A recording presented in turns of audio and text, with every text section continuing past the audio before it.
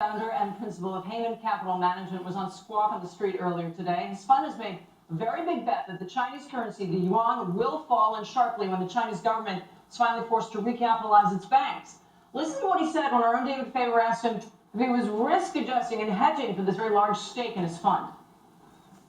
My macro view is they're going to have a significant deval, and what that will likely coincide with a multi-year bottom in the CRB index.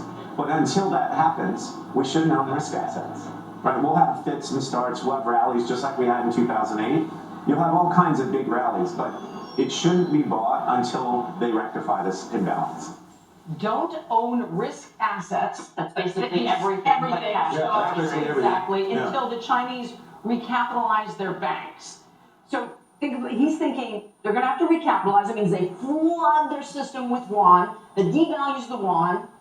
That probably means all the other Asian currencies have to fall as well. Is that kind of what Gross was saying? Yeah. Okay, so let's we didn't get to that with him, but he's talked about it. I'm going to tell just a very incredibly boring but possibly important anecdote. Okay, so Kyle's friends with a guy named Mark Hart.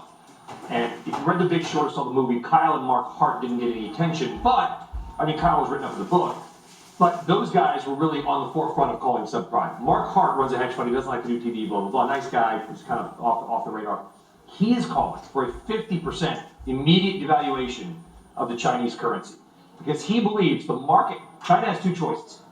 The market's going to do it for them, and that's going to hurt.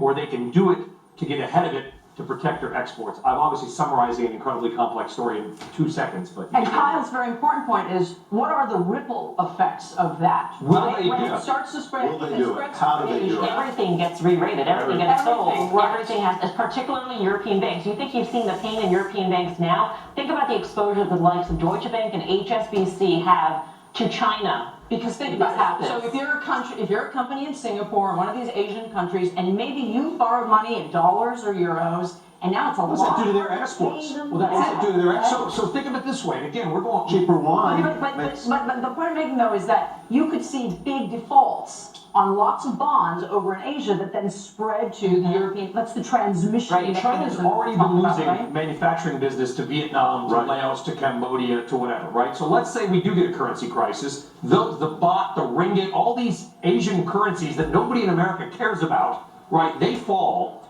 China loses more of its business. I'm really summarizing a complex story here. Their foreign currency reserves, which everybody talk about, are so huge. Oh, they're always foreign. They're actually not that big as a percentage of their overall. And relative to what they might use them for. Yeah, everyone's like, oh no, they got trillions of this. Well, look how big you are, and then with your debts, you don't really have that So much. imagine in this world what the yield on the 10-year yield is. Lower. 0.9, lower. 0.9. Lower. I'm making that 0.8. Now, let's underline. Raoul Paul, a global macro investor. Who you had on last night? We did, but owner. in his prior appearance, he said that the 10-year yield would hit 0.5%.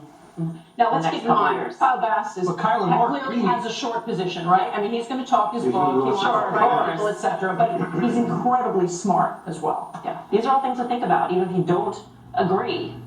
Keep Yeah, in but mind. right now there's somebody driving their Honda. By the way, you need to recall it, probably. They're driving their Honda, listening to Sirius XM channel 112, CBC, and going, but if the Chinese devalue, what does that mean for my stock in IBM? I don't know. But I'll make it my personal mission to help us understand this. Well, he's suggesting that all stocks will fall. All risk Everything will go assets. down. Everything All will go risk down in assets. that scenario. Yes. That's Yeah. a doomsday scenario. Yeah.